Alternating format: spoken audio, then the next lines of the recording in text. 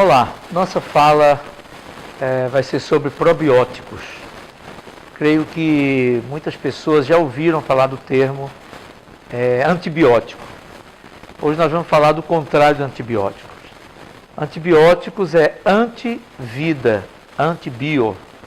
Probióticos é o contrário, é pró-vida, a favor da vida.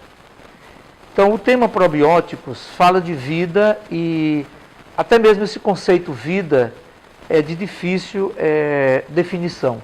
A própria ciência não tem como definir a vida. Nós, seres humanos, colocamos sempre a vida como algo que tem um início e depois tem um fim. Mas se nós estudarmos a natureza, se nós estudarmos os sistemas, especialmente os sistemas que não são visíveis a nossos olhos, como na microbiologia, como no mundo dos probióticos, você vai ver que a vida está muito aquém de um princípio e está muito além de um final. Então a vida parece ser algo que se perpetua, ela não tem início, ela não tem fim. Nossa limitação é que determina esse início de vida e o final de vida. Hipócrates, ele define algumas coisas a respeito da vida, e uma das grandes definições dele, quando fala de probióticos, indiretamente, ou desse mundo invisível dos micro-organismos, e levando o tema para o intestino, ele diz que a morte se origina nas entranhas, e diz que a má digestão é a raiz de todos os males. Isso foi dito 400 anos antes de Cristo. Mais recentemente, século passado, nós temos o Metchnikoff, que foi o médico que mais estudou, ou que deu início, vamos dizer assim, ao estudo dos probióticos, ele falando exatamente que os fermentados cheios de vida, ele falava dos fermentados que se usava naquela região da Cáucaso, da Europa Oriental, etc., que esses fermentados é o que podem melhorar o trato intestinal e gerar vida para o ser humano. Então você veja, 400 anos antes de Cristo, alguém fala que a morte está nas entranhas.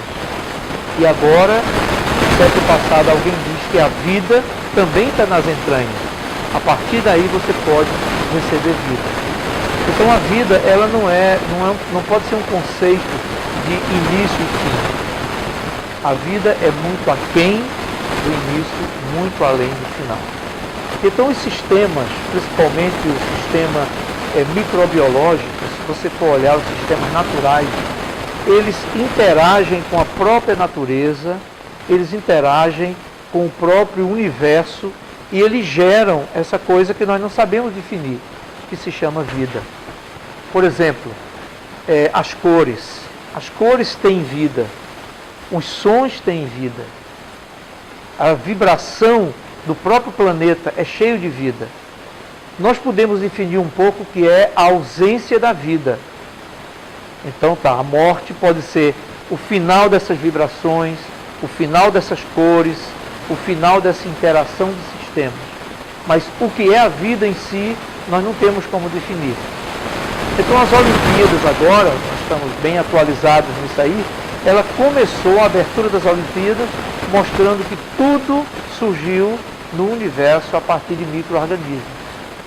Então esses micro-organismos que nós não estamos vendo, eles fazem parte de um sistema que nós somos apenas integrantes desse sistema.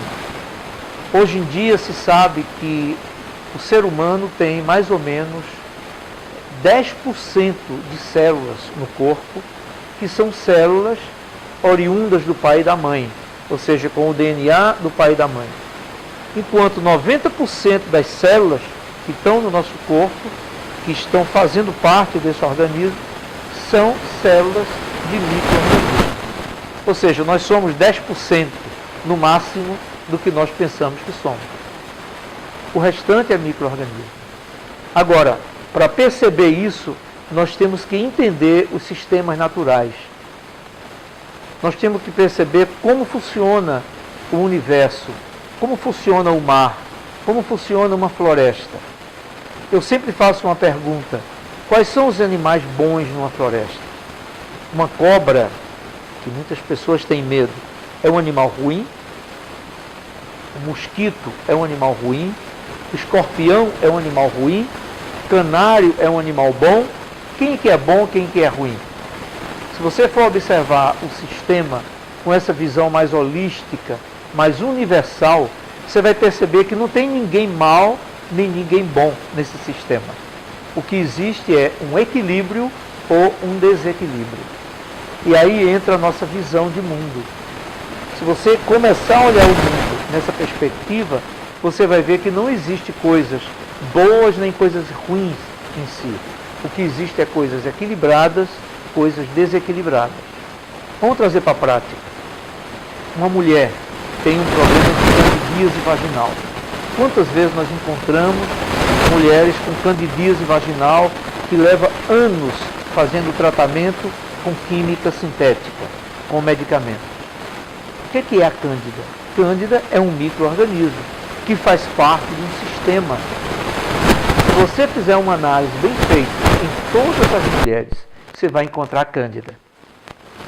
E qual é o problema da candidíase? Candidíase é um desequilíbrio da quantidade de cândida que ela tem no corpo. Então, quando o médico encontra um desequilíbrio assim, qual é a tendência da medicina mais convencional, da medicina analítica? Se temos micro-organismos em excesso, vamos matá-los. Dificilmente o médico, dificilmente o profissional de saúde, dessa medicina mais convencional, ele pensa por quê? Por que é que tem cândida em excesso? Porque numa floresta eu encontro sapos em excesso? Porque eu encontro cobra em excesso? Certamente está faltando algo no equilíbrio. Então, entender os sistemas não é uma coisa simples. Você tem que estar desprovido dos conceitos, né, que você armazenou na sua mente, na universidade, na mídia, nos livros. Você tem que se despojar de tudo isso e entrar num sistema e observá-lo como ele é. Se você observar dessa forma, você vai ver que tudo no universo está interagindo. E aquilo que é aparentemente desorganizado, no fim, ele chega a uma ordem. Essa é a beleza de tudo, né? O universo tem som, o universo tem cores, o universo vibra, e tudo isso faz parte de um sistema único que foi desenhado, foi pensado, foi organizado. Nada foi jogado por acaso no nosso meio. Eu vou dar um exemplo com música. Villa-Lobos, um compositor brasileiro, ele compôs um prelúdio número 3, que é um prelúdio extremamente complexo. Quando você escuta o início, parece assim que ele está meio perdido. Assim como nós observamos os sistemas. Parece que não tem ordem, parece que está confuso. E ele começa nessa confusão e gerando algo. Se você tiver paciência e chegar ao final da música, você encontra toda uma harmonia e um sentido naquilo que você está ouvindo. Eu comparo muito isso ao sistema microbiológico. Quando você analisa um ser humano e encontra nele mais de 1.200 espécies diferentes de micro-organismos, de bactérias, de fungos, de vírus, de tantos outros micro-organismos, alguns até não catalogados pela ciência. Você pensa, o que é isso? É uma desordem? Não, isso é uma ordem. Tudo está organizado, tudo está perfeito na natureza. Qual é o grande problema? É quando você desorganiza essa estrutura. Quando você desorganiza através de coisa exógena ou endógena, né? Através da poluição, ou através de uma coisa sintética, de uma substância sintética agressiva a esse sistema, você começa a desestruturá-lo. E como você faz parte desse sistema, então você começa a ficar doente. Então, essa visão de desestruturação de sistema é uma visão fundamental para qualquer profissional de saúde que pensa em saúde. Pensar saúde é pensar em reestruturar o que está desorganizado, o que está desestruturado. Assim que nós pensamos a medicina de uma forma holística, de uma forma universal. Vou dar um exemplo aqui no violão, como Villa-Lobos começa esse prelúdio, como ele faz uma coisa aparentemente até desorganizada e como ele chega a uma conclusão linda, perfeita, dentro de aqueles mesmos sons que ele utiliza no início, aparentemente desorganizados. Ele pega esses mesmos sons, as mesmas notas, apenas muda a ordem, ou seja, ele estrutura os sons e aí você tem a beleza toda da música, ok? Então eu vou mostrar esse prelúdio para que nós tenhamos uma ideia do que estamos falando.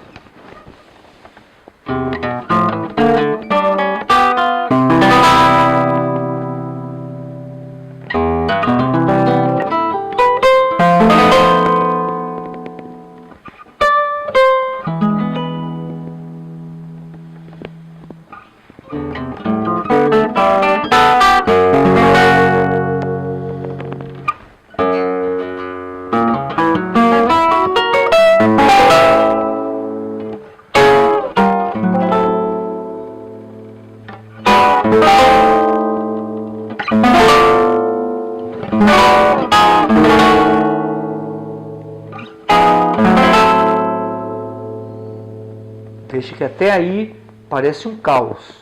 Nós não sabemos onde ele quer chegar. E aqui ele começa organizando.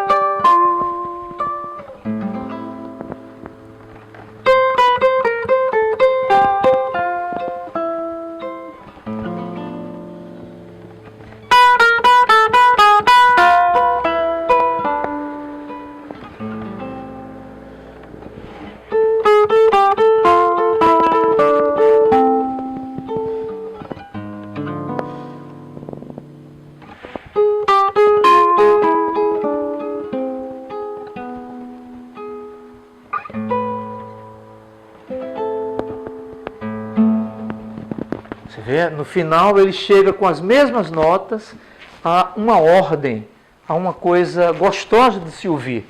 É assim que funciona o sistema microbiológico, assim que funciona os probióticos. Agora eu quero entrar mais em detalhes sobre isso. Quando é que nós começamos a fazer parte desse sistema? Quando é que nós, seres humanos, interagimos com esse sistema microbiológico? Exatamente no momento do nascimento, na passagem do bebê pelo canal uterino, que ele recebe a carga de micro-organismos que vão fazer parte da vida dele durante toda a sua existência. Aí ele já recebe a primeira carga de micro-organismos. E aí você começa a pensar, e o que nasceu de parte cesariana? Não recebe essa carga. Então ele já tem essa deficiência desde o momento que nasce. E atenção, pior ainda, ele começa a ter contato com micro-organismos de um hospital, que nada tem a ver com os micro-organismos que fazem parte da microbiota do ser humano. E aí a criança que nasceu de parte cesariana, especialmente que nasceu num hospital, ela recebe uma primeira influência negativa que pode gerar um problema durante toda a sua vida. Agora, a criança normal, nasceu de parto normal, primeiro ela vai mamar, ela recebe a primeira dose interior grande de micro-organismo através do colostro e do leite materno. Opa, vamos agora para o outro lado. E a criança que não é amamentada? Problema número 2. Durante toda a vida, ela vai ter deficiência desses micro-organismos. Então, o ser humano, ele recebe a primeira dose, recebe uma segunda dose, e aí ele começa a ter contato com o meio ambiente. No meio ambiente, também ele vai receber a influência desses micro-organismos, que estão aonde? Estão no chão, estão no lençol, estão no sofá, estão no ar. Problema número 3. Detergentes em toda a casa, detetização em todo o ambiente, limpeza exagerada. Você perde o acesso a esses micro-organismos. Crianças que são cuidadas pelos pais, todo o tempo de sapatinho, de meia, ninguém pode chegar perto, alguém tocou nele, tem que lavar com sabão, tem que fazer isso. Geralmente são os bons clientes dos pediatras. Aquelas crianças que nascem, que crescem vivendo num ambiente comum, tocando, pisando onde estão outras pessoas, né? Onde estão alguns animais, como animais domésticos. Eles estão tocando ali e estão ganhando não só micro-organismos, mas estão também trabalhando o seu sistema imunitário, imunológico, para se preparar contra micro-organismos patogênicos. Então, depois disso vem a alimentação. A alimentação, vamos dizer, é o quarto grande aporte de micro-organismo que nós recebemos. Problema: veja a alimentação atual, veja a alimentação refinada, com açúcar, com aditivos químicos, com corantes, refrigerantes e usantes da vida. Eu tive a oportunidade já em posto de saúde de alertar mães que deixaram de amamentar e estavam dando refrigerante na mamadeira. Então, ao invés da criança estar tomando leite materno, ou, em último caso, um leite animal, que não é adequado para o ser humano, estava tomando refrigerante, que nem sequer pode ser considerado um alimento, nenhuma bebida. É um produto químico misturado com água, que tem os seus efeitos maléficos, inclusive naqueles micro-organismos que a criança recebeu, eventualmente, porque também danificam essa microbiota. Então, outro grande problema é exatamente a alimentação que o ser humano vai recebendo esses micro-organismos para poder fazer parte da microbiota. Então, o que nós temos é uma alta complexidade, né, que a própria medicina hoje tem uma curiosidade muito grande para conhecer. Nós temos o projeto Genoma, por exemplo, foi um projeto que estudou todos os genes, né, do ser humano. Esse projeto Genoma durou anos, financiado com milhões, né, de vários países. Quando acabou o projeto Genoma, o ser humano viu que faltava algo. A ciência viu que só conhecendo o genoma humano, ele não poderia resolver grandes problemas na saúde humana. Então começou o projeto que foi o microbioma humano. Esse projeto terminou há pouco tempo e se descobriu que nós temos mais de 5.400.000 interações entre esses probióticos, esses micro-organismos e os genes humanos. Então agora a ciência descobriu que existe algo muito maior do que a parte genética, muito maior do que a parte de microbioma, e agora está se falando da interação entre o microbioma e a genética.